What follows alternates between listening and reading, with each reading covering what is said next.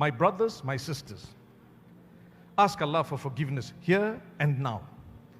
Oh Allah, forgive my shortcomings. I am a human. I have done certain things in my life. Things I know, things I don't know. Oh Allah, forgive us. Say Ameen.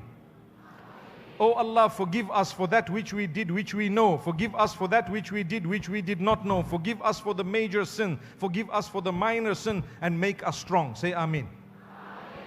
Say it sincerely, my brothers, my sisters, because Allah does not require an occasion for you to turn to Him.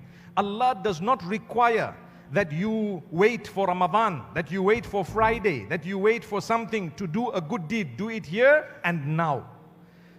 And when you say, oh Allah, forgive me, I regret what I did, I want to change myself, I am struggling with something, you know what it is, oh Allah, help me, make me powerful, make me strong to overcome it, help me, forgive me, you know I love you so much, you are my maker, my creator, help me to please you, oh Allah, to do that which will please you and be pleased with me, oh Allah. Ameen.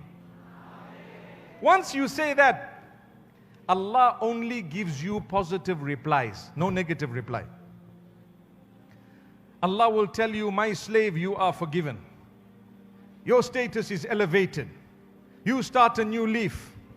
Allah's love for you is more than your love for Allah, because Allah's love is beyond imagination.